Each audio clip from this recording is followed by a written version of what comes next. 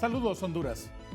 La violencia machista es un auténtico drama, un flagelo que está atropellando la vida, la salud, la integridad física, la tranquilidad de muchísimas mujeres a las cuales acecha como una bestia devoradora.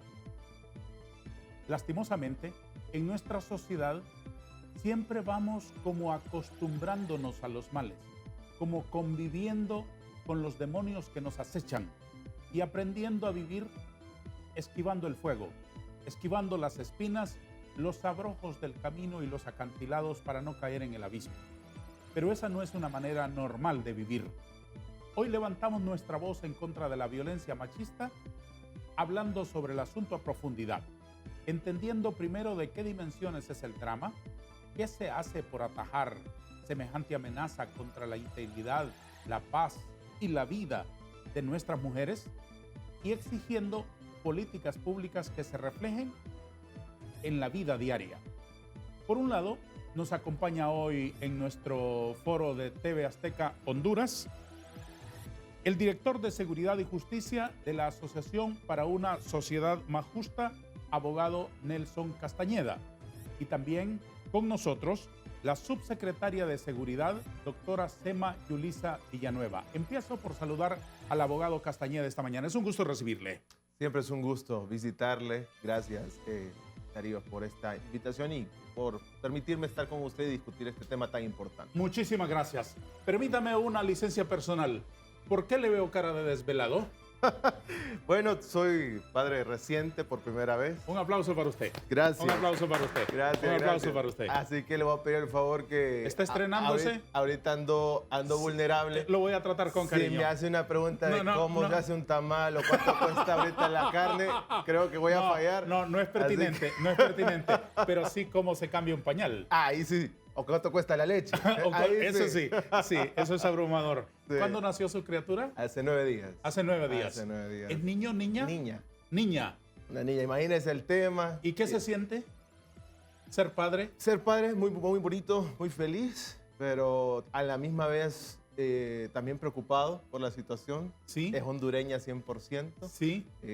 Va a vivir en este país y bueno, hay que trabajar para darle un mejor futuro. ¿Cómo está su esposa? ¿Ya recuperada de la paliza que significa un parto?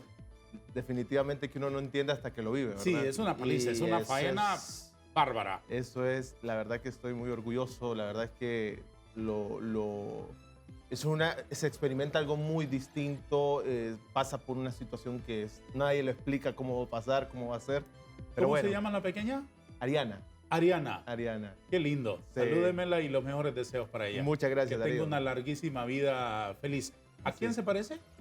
Bueno, casi en la encuesta que levanté, soy yo el que prepondera. Si se parece a usted, no se preocupe que con el tiempo los niños mejoran. Eso espero. Los niños mejoran. Dios es tan bueno. Es tan bueno con ellos.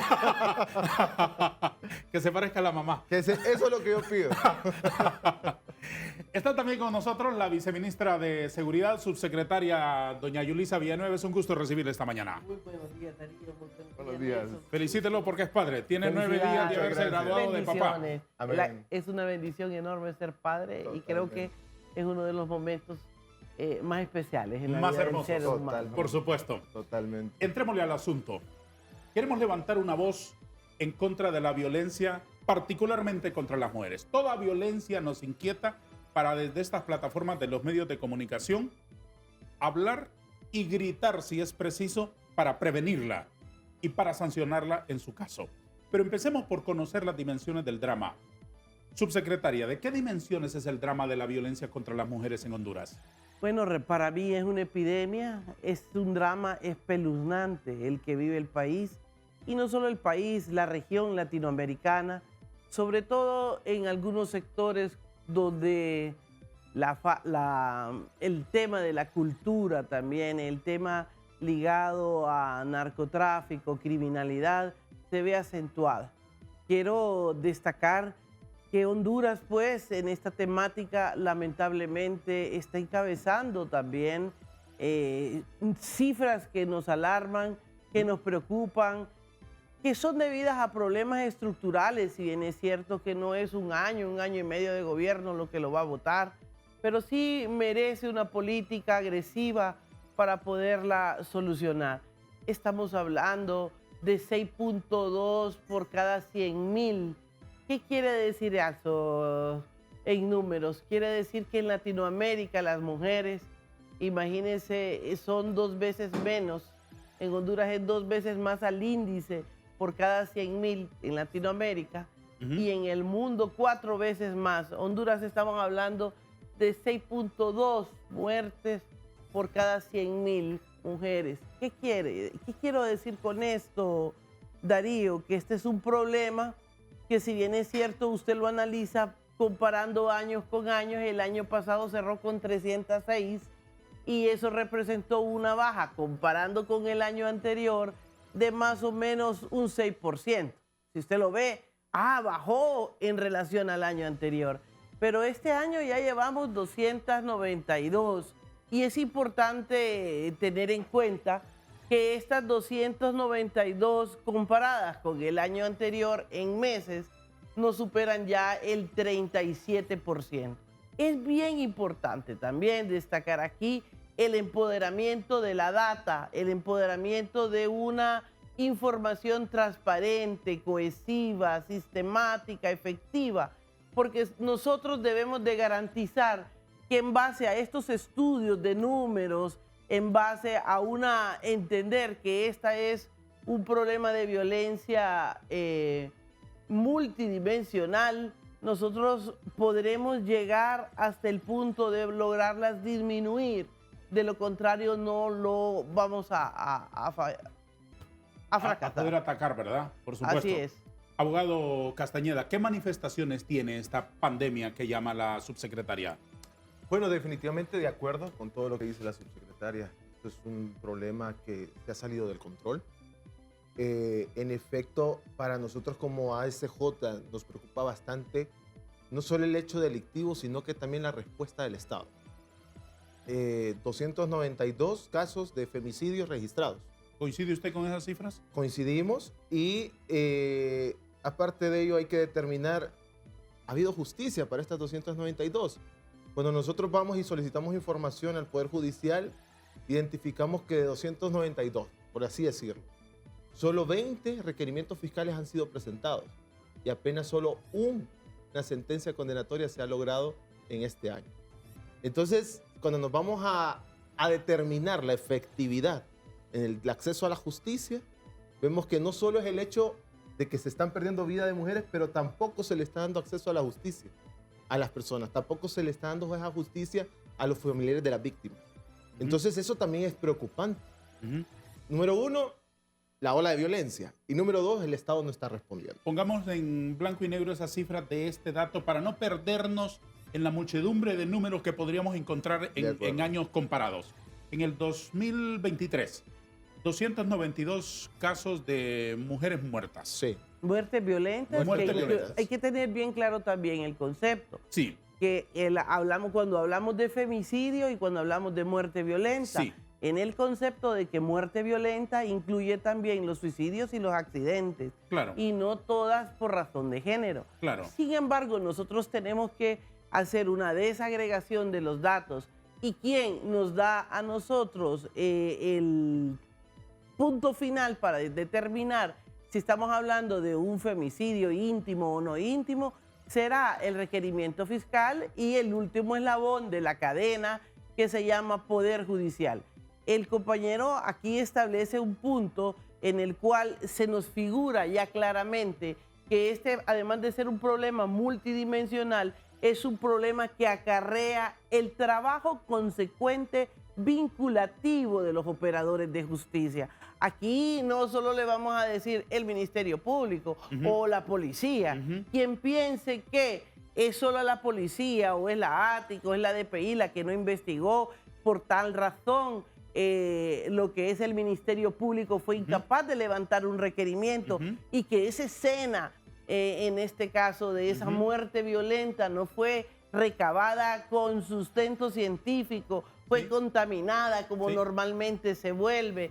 y al final nos lleva entonces a decir, bueno, este es un homicidio no intencional y salimos como en el caso de Keila, de que se trata entonces de un homicidio no intencional y no un femicidio, por ¿Coincide ejemplo. usted con estos números que de 292 solo 20 casos se han llevado a los tribunales este año? Yo coincido muy bien y le voy a decir aquí que la cifra es bastante alta de impunidad y puede llegar a eso. Mire, Que solo 20, doctora, estamos de 292 hablando, es escandaloso. y no solo escandaloso, yo quiero que usted tenga en cuenta una cosa, este es un problema grave en Honduras y estamos hablando de que más o menos solo entre el 5% se judicializan. Sí. Es decir, llegan hasta el final. Todavía se van reduciendo las cifras entre más pasos va dando en la cadena judicial. Correcto. Entonces, estamos hablando que el 5% se judicializan y el 95%, por decirlo así,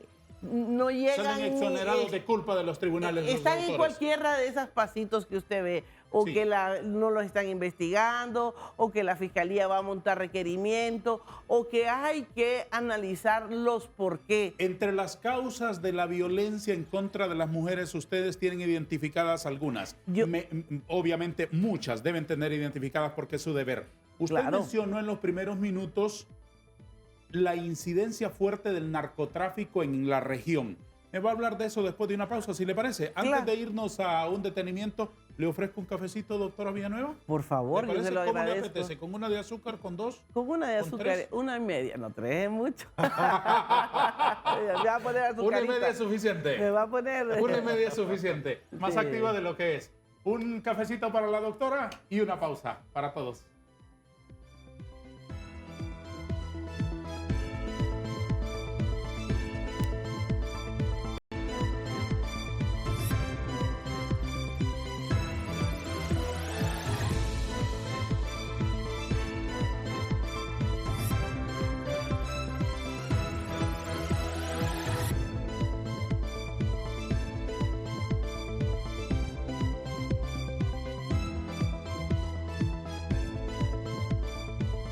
Abogado Castañeda, desde la sociedad civil, ¿cuáles identifican como las principales causas de la violencia, particularmente contra las mujeres? Bueno, definitivamente usted lo dijo al inicio, con su introducción, falta de políticas públicas, falta también del fortalecimiento institucional. Vemos una Policía Nacional con una poca afluencia en la investigación criminal en este tipo de delitos especiales. Un Ministerio Público que no cuenta con el recurso humano suficiente, que no se involucra como debería en las investigaciones, porque Sí. el fiscal es el que dirige la investigación, no es el policía, no es el investigador. Pero tampoco se les puede acusar al Ministerio Público si no tienen el recurso humano. Un Ministerio Público que no contrata personal desde el 2019, fiscales nuevos.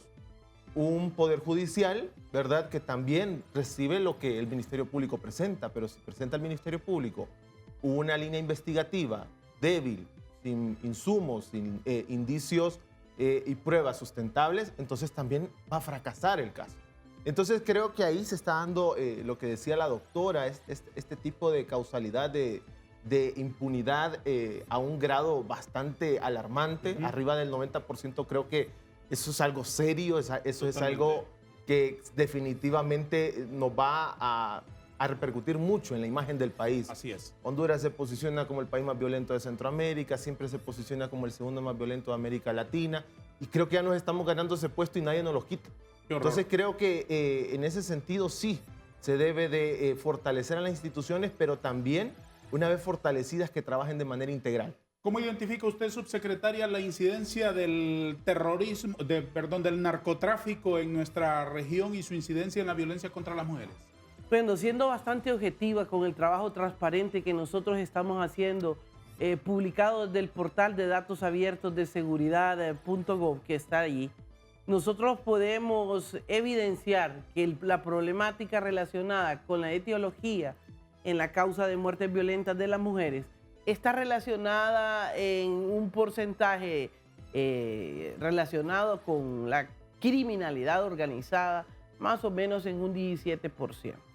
También podemos observar que la conflictividad social ocupa el segundo lugar entre un 35%, para ponerle más o menos unas cifras que tenga usted una idea.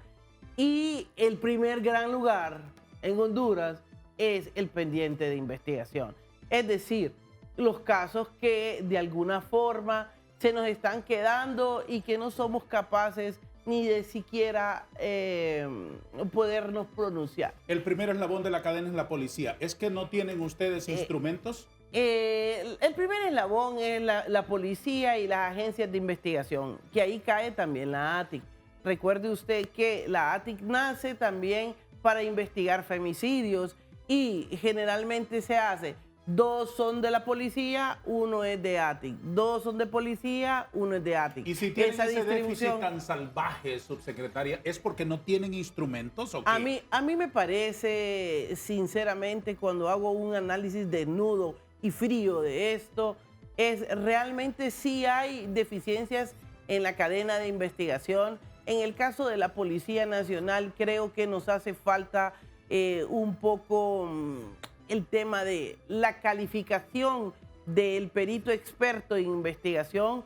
Muchas veces se ve disminuida con los cambios constantes que les hacen en las rotaciones a ellos. A mí eso me molesta como subsecretaria, porque no puedo creer a veces que tengan los mejores en investigación formados en Colombia o en otros lugares. Y a los 3 días están asignados a otras funciones. Y que la verticalidad de ese mando que entiendo en la policía ahora y a veces no lo entiendo, genera más bien obstáculos.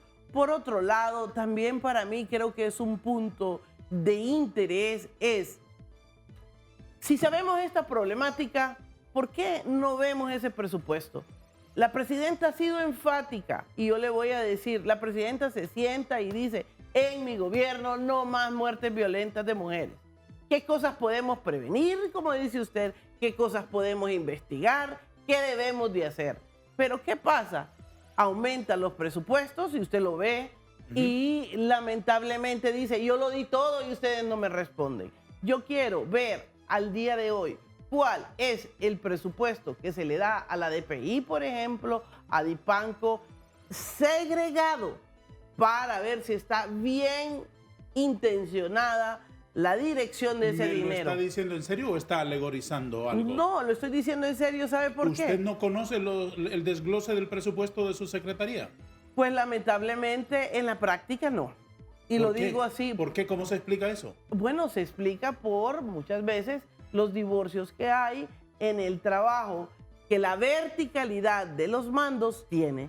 ¿Qué quiero decirle? ¿El secretario de Seguridad no trabaja de la mano de la subsecretaria de Seguridad? No trabaja de la mano en algunas temáticas que son para ellos como top, ¿me entiende?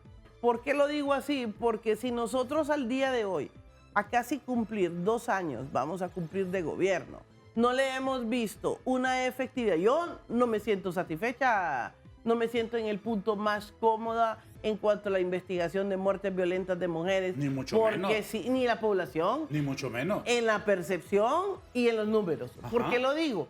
Estoy diciéndolo así porque nosotros tenemos claras cuáles deben de ser las políticas públicas que nos lleven a ¿qué? A agilizar y disminuir los índices de impunidad. Y al día de hoy yo no puedo entender por qué las unidades de femicidios, por ejemplo, no están bien sentadas en los lugares priorizados municipales donde sabemos que están la violencia en su máximo esplendor. Estamos hablando de 10 ciudades. ¿Y usted no tiene ascendencia sobre ellos para corregir eso que lamenta? Bueno, lamentablemente, y es así, soy una mujer también que de alguna manera usted me preguntaba: ¿y cómo le va? Espadeando. Hay que espadear. Usted es subsecretaria, usted no es ajena a esa oficina. Usted no es como el abogado Castañedo o yo, que lleguemos ahí y nos miran como extraños y no nos van a parar bola. Usted es subsecretaria. Correcto, como subsecretaria que soy también. Y no le respetan su espacio, no le toman en cuenta su sabiduría, su conocimiento, su vastísima experiencia ahí. Bueno, sinceramente que si lo tomaran en cuenta, tendríamos un índice de impunidad mucho menor que el que estamos viendo. ¿Cuántas veces se reúne usted con el secretario de Seguridad? ¿Cuál secretario? ¿El general Sabión o el nuevo? Y es que hay dos, hay uno nada No, más. le pregunto porque con el general Sabión teníamos cierta más frecuencia que con este nuevo ministro. Con el nuevo secretario, que es el que importa ahora, que es el que está ejecutando las políticas para que durmamos tranquilos los ciudadanos. ¿Cuántas veces se reúne usted? Pues hasta la fecha, 2 almuerzos tal vez. Y yo realmente estoy muy insatisfecha porque yo soy una mujer que me gusta trabajar intensamente y no puedo entender muchas veces que problemáticas como esta, en el caso, soy una mujer, no cualquier mujer en la Secretaría, como usted lo establece, con una capacidad en materia de investigación del delito que lamentablemente está siendo subutilizada. Partamos del hecho que usted es una científica y usted es una persona con experiencia probada. Usted no está ahí por bonita. No, claro Que que lo no. es, que usted es una mujer guapa, pero no está ahí por eso. Usted está ahí por su entendimiento de la problemática y para aportar soluciones. Entonces, algo está fallando en la articulación del poder para generar las respuestas que los ciudadanos estamos esperando, subsecretaria. Sin duda alguna, y a mí yo no vengo aquí en consecuencia a generar tampoco pues una polémica que No, haya ni entre es ella y nuestro nosotros, propósito. pero sí creo yo sinceramente que la manera de abordar esta temática Exacto. es incorrecta y que debemos de agarrarla de manera integral. Mire qué buen ejercicio el que se hace cada 15 días o mes a mes con la sociedad civil y con el resto de los operadores de justicia en la Comisión de Investigación de Muertes Violentas de Mujeres, donde todos participamos. Estamos integralmente todos en una mesa. Ayer estuvimos hablando casualmente Sí. de esto Sí. y esto. Bueno, ¿y por qué fallamos? Ajá. Yo soy la subsecretaria, yo soy la representante Ajá. de la Secretaría de Seguridad en acuerdo. una temática Y importantísima. todo el mundo de esos colegas con los que se reúne, de instituciones que acercan el hombro, sociedad civil o quien sea, esperaría que se refleje en la vida real de toda la secretaría lo que usted impulsa. Ahora, ahí es donde vamos. Entonces yo le digo, bueno, al día de hoy no sé en qué se invierte ese dinero. Quiero saber si las unidades de femicidios tienen los carros, si tienen el pago para testigos, si son capaces de resarcir o de retribuir Está daños. centralizada toda esa información. Toda esa información, y lo voy a decir así, lamentablemente cae en un cajón de burocracia que enlentece el proceso.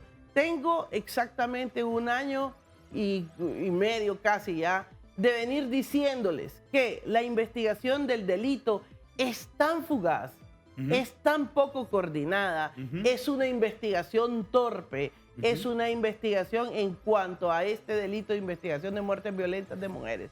Es una investigación que realmente imperfecta, pero porque nosotros, los seres humanos, queremos que continúe siendo imperfecta. Por deficiencia. Por deficiencia. Abogado Castañeda, ¿no le espanta a usted igual que a mí que haya tanta falta de coordinación entre los encargados de cuidarnos a nosotros y particularmente a las mujeres, que es de lo que hoy estamos hablando? Dice que no me sorprende lo que dice la subsecretaria porque uno puede analizar con el presupuesto. Ella toca el presupuesto y totalmente de acuerdo. Secretaría de Defensa, 10 mil millones de lempiras en presupuesto, 10.8. Secretaría de Seguridad, 10.2. Poder Judicial, 3.4. Ministerio Público, 2.2. Instituto Nacional Penitenciario, 1.7. Uno ve el cambio, ¿verdad? Los abismos. Tiene un presupuesto bastante grande de defensa, seguridad, y que es el primer eslabón, como dicen. Estamos Pero de el acuerdo. segundo y el tercero lo vemos con un presupuesto bastante bajo Anémicos. y que se ha venido repitiendo por casi 5 años. Entonces vemos que si el Ministerio Público no da respuesta con ese presupuesto, pero todavía se le mantiene. Pero ahí voy a volver a discrepar. Voy a discrepar, ¿por qué? Porque nosotros tenemos que analizar que del presupuesto total se ha designado presidencialmente más o menos el 6% de todo el presupuesto institucional para temas de género. Por ejemplo, estamos hablando de esas son las órdenes que se han dado.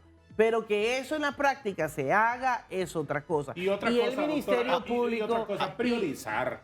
Bueno, porque ahí voy. no es un asunto de venir a sacar pecho y decir, invertimos en mujeres y lo que le Bueno, llevamos es un muy saquito bien. de 5 libras de harina. Usted- Eso no es cambiar la vida de las mujeres. Completamente de acuerdo con usted, pero ¿por qué no somos lo suficientemente transparentes y nosotros publicamos el segregado, el segmentario, Ajá. de cómo vamos invirtiendo cada quien. Ayer decíamos con Suyapa, ahí están las mujeres aguerridas de la sociedad civil, ¿verdad? En las diversas asociaciones. Y decía, ¿y de qué le sirvió que le consiguieron 30 millones la vez pasada a la ATIC para que comprara unas cosas? Y el Ministerio Público, querido, no sé qué hizo ese dinero, nunca lo pudo desglosar y ejecutar. Y apenas dice que iban a comprarnos un microscopio balístico a nosotros. Y lo digo yo, cuando yo era directora de medicina forense, porque con el 60% de los instrumentos que matan en Honduras a las mujeres son armas de fuego. Entonces volvemos a caer en el mismo saco. Yo quisiera sinceramente que a nosotros y a mí, como usted me dice, su secretaria, vaya, aquí tenga usted este dinero. Invierta usted en esa unidad de femicidios. ¿De como cuánto usted dispone usted? Lo que usted dispone en su escritorio. de 0 centavos al día de hoy. 0 centavos. Así como le escucha. Usted no puede invertir en determinada unidad para llevar adelante sus planes. Debiera de tener, disque 2 millones, pero no los conozco. Después dijeron que eran 10 y he planificado con un POA, he entregado todos los trabajos que usted quiera y se imagina para la ejecución, y al día de hoy la Secretaría no nos da ni siquiera, pues, nos limita. Lo que tenga que comentarme, me lo dice después de una pausa. Dele, perfecto. Que tenemos que poner unos anuncios porque recuerde que somos empresa privada. De acuerdo. Un minuto nada más.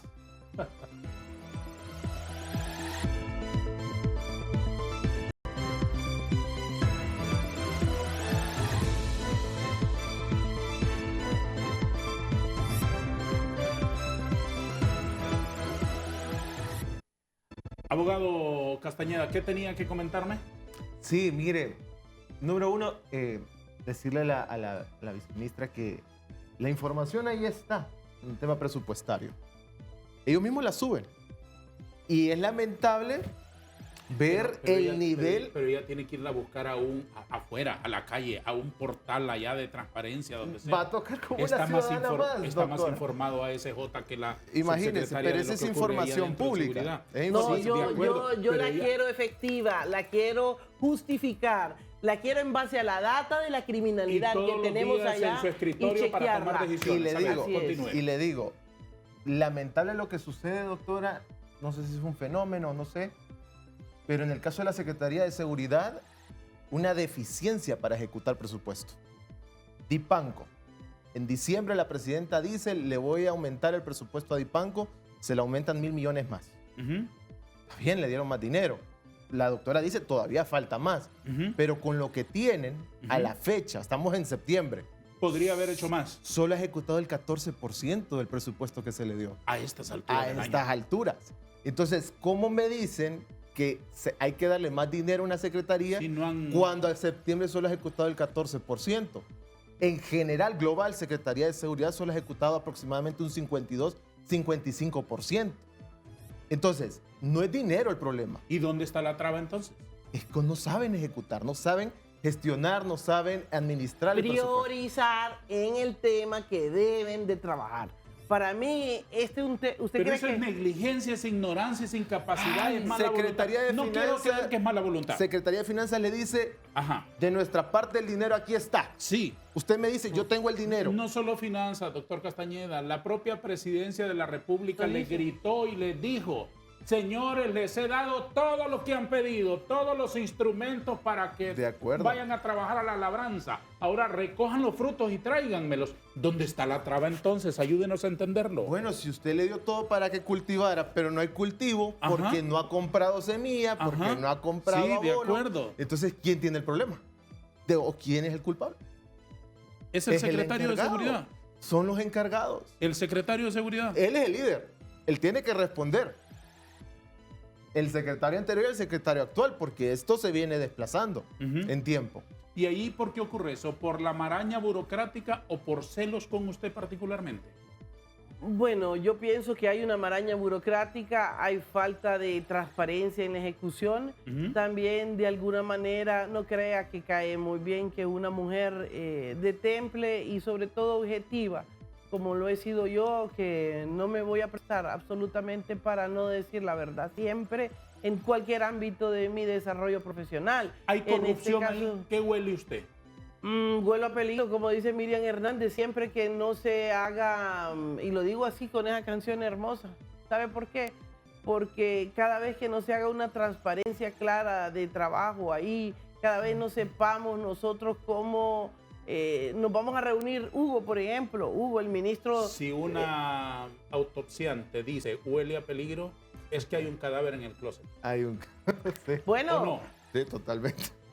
yo le voy a decir... Y que la somos- doctora está dentro de esa institución fungiendo un rol importante. que ella quisiera un que cargo. estuviera afuera, creo yo, de Y si repente. ella dice que como subsecretaria desconoce la ejecución presupuestaria, ahí sí ya hiede a peligro para mí. Sí, por supuesto. Sí. Todas esas trabas, subsecretaria, impiden que la policía esté cerca de las mujeres para protegerlas. Correcto, porque vuelvo y yo me voy a enfocar netamente en esa data transparente de evidencia de datos que me gusta a mí el análisis. que ¿Tienen hace datos por transparentes ciento, la Secretaría de hasta Seguridad? donde nosotros lo habíamos llevado, No nos sí. mienten. No se maquillan. Quiero explicarle. Hablando ahora que dice maquillan, ¿usted a quién se refería cuando dijo algo de maquillar las cifras? Cuando yo me refería al maquillaje de cifras, explico, es que la Secretaría de Seguridad es un ente importante porque es una de las materias primas de información más importantes de todos los fenómenos violentos que se ¿Y recogen en quién el es el país. maquillador ahí? Permítame. Entonces, él, junto con otras entidades, pone su información. Esta información se verifica, se depura con el observatorio, etcétera, y se pone un dato consensuado. Pero, ¿qué pasa? ¿Quién debe de ser dentro de la Secretaría Sí. quien lleve esa información de manera objetiva y la verifique? Que no sea, no vayamos solo con el dato de CEPOL. CEPOL dice mañana que ha bajado 30%, pues mañana vaya. Pero el policía, desde arriba para abajo, dice que que ha bajado 30% por ponerle un número. Pero si vengo yo y yo soy la subsecretaria y le chequeo y le digo, fíjate que no, papá, llevamos más bien el 45%, porque decimos que es el 30%. Empezamos a hacer la veeduría interna. A eso es lo que yo me refiero. ¿Cuál es la respuesta suya a esa pregunta que usted misma plantea? ¿Quién debería ser el vigilante de la honestidad y de la transparencia de esos datos? Una subsecretaría se llama la subsecretaría de interinstitucional, pero quiero solo dejarle esto cerradito. Sí. Cuando nosotros llegamos hace ya casi año y medio, febrero del año pasado, tenían 2 años, casi 2 años y medio de no validar la data. Es decir, desde el gobierno anterior, que a usted le dijeran 30, 40, 50, los datos... Daba igual, no había manera porque de no contrastar. estaban validados. Entonces venimos nosotros como subsecretaría de Asuntos Policiales, establecimos de prioridad que la data debía verificarse y validarse, porque si no, no íbamos a poder generar una política pública acuerdo, coherente. hacia dónde íbamos Coherente. a hablar. Y lo En el asumió. tema, y lo asumimos, y lo asumí yo, y empezamos a verificar la Y lo data. sigue teniendo. Pero mire qué cosas más extrañas son. Eso es lo que yo me molesto, porque el ministro, en vez de preguntarme cómo vamos, lo primero que dice, doctora Villanueva, usted ya no va a manejar más la data la voy a manejar yo. Entonces le digo, ministro, yo creo que, disculpe, no está correcto que usted la maneje, porque a usted lo valoran por gestión, por número que caída de homicidio, usted lo dice, los homicidios, la muerte violenta. No, usted tiene que tener un vedor aquí adentro, y esa vedora voy a ser yo. ¿Cuál es el problema?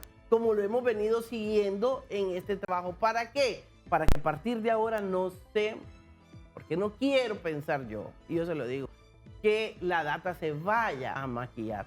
Hemos tenido en el gobierno de la presidenta algo muy importante, y es la transparencia en la información que está en nuestros portales. Entonces ya vamos Nunca. identificando en qué manos está el rímel, el blush, los pinceles y el lápiz labial. Ya vamos identificando. En la medida ella nos aporta datos. ¿Qué pasa con el caso concreto de Keila Martínez, que murió en una partolina de la policía en Intibucá? Bueno, para mí, y yo sostengo como científica, creo que es fundamental, y fue fundamental, es la prueba investigativa. Sí. Y si usted va desde la escena del crimen, eso estaba todo contaminado.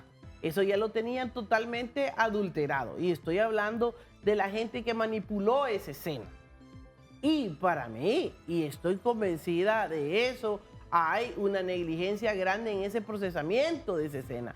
Lo que en consecuencia hoy el Ministerio Público no puede obviamente sustentar, de acuerdo a lo que piensa el Poder Judicial, porque mire cómo va acá, en que Keila es un femicidio. Keila es un femicidio, claro que sí. Y yo estoy dentro de la policía y mire qué cosas. Lo primero que yo hice es, quiero ver el informe técnico de la muerte de Keila, lo mandé a pedir, pero según ellos creían que es que yo no estoy en contra de la policía, quiero que lo sepa. Estoy buscando la objetividad. Quiero ver el informe técnico, quiero ver cómo... ¿Y qué pasó? Pues no me mandaron el informe técnico. Así como lo escuchan. Me dijeron que esos temas eran sensitivos, que eran de carácter ministerial y que yo no podía conocerlos. Entonces pregunté, ¿cuánto se está invirtiendo en la defensa de la policía del caso de Keila? Pues eso sí me lo contestaron, ya llevaban casi 3 millones de lempiras. Y digo, ¿y por qué aquel otro policía que está allá no destinan esa misma cantidad de dinero que en el caso de Keila? Es mi pregunta. ¿Por qué este caso es tan sensitivo que invierten y tienen que ganar porque sí? ¿Y en qué se invierte? ¿En abogados privados? Bueno, abogados sí. ¿Y la policía no tiene abogados a sueldo ahí que trabajen en un departamento legal para llevar esas defensas? Ahorita precisamente se ha hecho una readecuación de los abogados que existen adentro y se ha creado una unidad. En eso sí tengo que decirle yo que el que actualmente es el director de la policía se ha encargado de generar una unidad de investigación de leyes y abogados que estén ahí, pero ¿qué le puedo explicar? ¿Me lo explica después de una pausa mejor? Como guste. Lo veo abrumado, quiere más cafecito. Yo creo que usted necesita más café necesito con más lo que está escuchando. Definitivamente. Yo también. Una pausa, la última de nuestro foro Hablemos con Hechos a través de TV Azteca Honduras, más cerca de ti.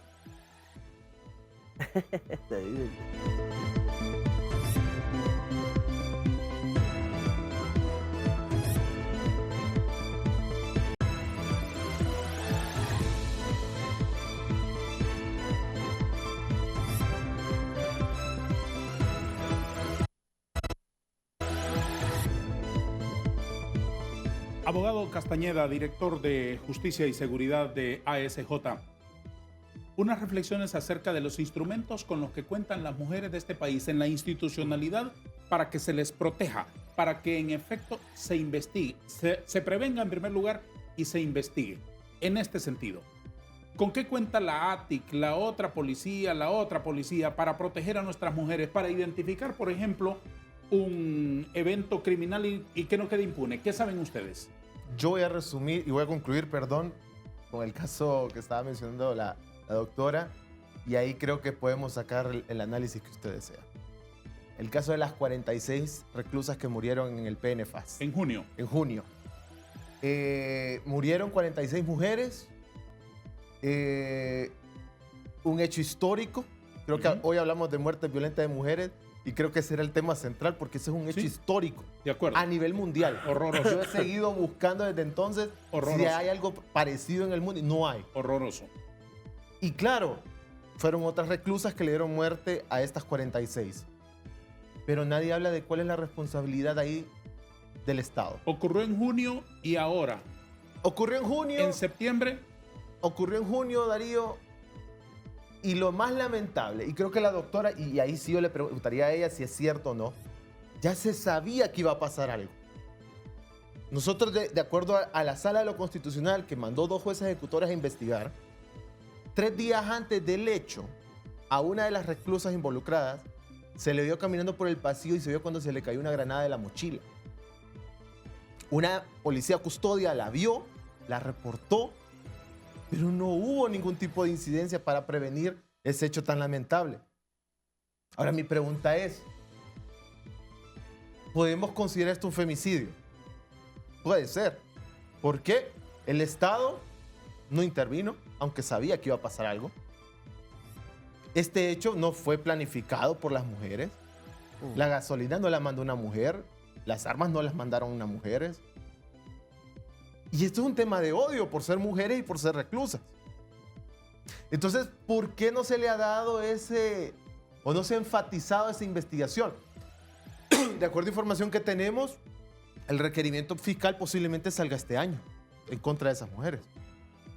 Pero a mí me encantaría saber también cuándo va a salir el requerimiento fiscal en contra de los funcionarios públicos que sabían lo que iba a ocurrir, que tenían conocimiento.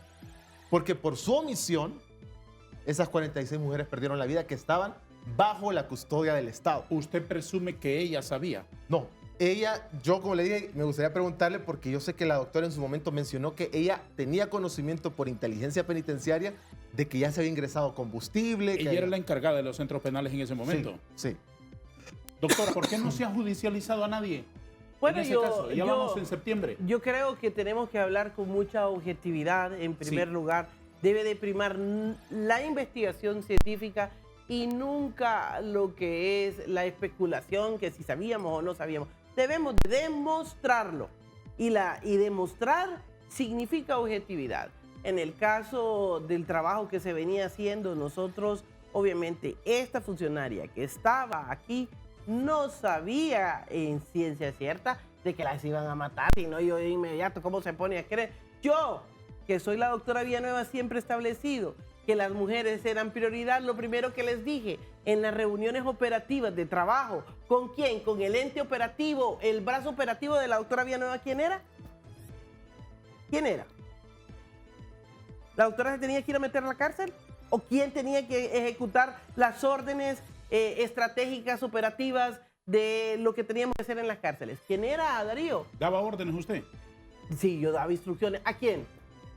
Usted respóndamelo. No, dígamelo usted, porque usted sabe, es un periodista, sabe, que sabe muy bien, porque vamos a establecer los canales claros. Es que lo lógico pensar es que se lo daba usted a la Policía Nacional Penitenciaria. Punto. A la Policía Penitenciaria y a la Policía Nacional. Entonces no las atendieron. Entonces vamos por ahí. Entonces, usted les establece y les dice, bueno, yo pienso que vamos a hacer las primeras requisas a las mujeres, porque yo lo que quiero es que el Centro Penitenciario de Mujeres, CEFAS, sea referente en el país. Sea la mejor centro penitenciario. No ¿Sabe ocurrió. por qué? No le atendieron. No le obedecieron. Yo establecí, ahí están todas mis pruebas. Ajá. Entonces, bueno, establecían ellos que tal vez no es el sitio primario, porque decían que Támara después, que viéramos los otros como Ilama. Además, estaban ocurriendo otros fenómenos alrededor de Ilama que eran complejos, que usted sabe, los fallecidos, las reyertas, etcétera. Entonces, ese es un pandemonio que hay que establecerlo, pero decirle aquí ahora mismo que obviamente la inteligencia penitenciaria que yo tuve que establecer como prioridad, porque ese departamento no existía, pues, vaya, porque no existía el departamento de inteligencia, pero activo, con resultados, no de nombre, aquí la inteligencia penitenciaria. Ese no me decía nada. Yo quería que Dipol me contara todo eso, y Dipol no me mandaba un informe que yo quería sustentado. Respóndame concretamente, ¿por qué hoy, varios meses después, no hay uno acusado sobre ese acontecimiento? ¿Qué ocurrió en un lugar confinado? ¿Qué esperanza podríamos tener entonces que se castiguen hechos criminales que ocurren a campo abierto allá en el monte? Tan sencillo como que la investigación del delito en ese momento, que ya se desarrolló y que le quiero decir, fue bastante abundante lo que allí ocurrió, no ha permitido, o los fiscales no han permitido el levantamiento de requerimientos. ¿Sabe por qué? Porque al día de hoy, la ausencia de los requerimientos que aumenten las penas a esas mujeres que ya están individualizadas. Si hay videos en los que vemos 14 caras, pues, cara. Usted les ve la cara cuando bajan, cuando llevan las pistolas y cuando nos cortan.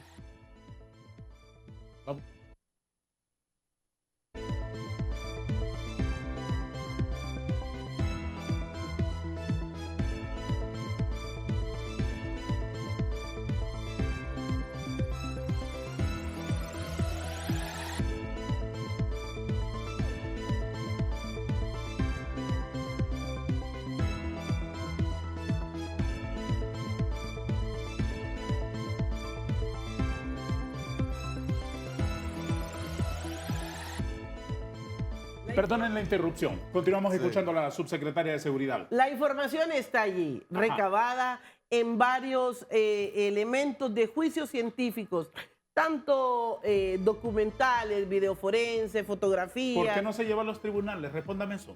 Porque el ente ejecutor de esas acciones es el Ministerio Público. Y ahorita vea usted en lo que se debate en el Ministerio Público. ¿En qué está el Ministerio Público? Si es que acaso tenemos fiscal, pues tenemos autoridades. Sí, pero fiscal pues. no tenemos desde el 31 de agosto, doctora, y eso ocurrió en Bueno, junio. pero ¿Por qué siempre- no fueron a la siguiente semana de Bueno, junio, en todo ¿y quién- julio entonces, y todo agosto? ¿A quién puede señalar usted entonces en esto?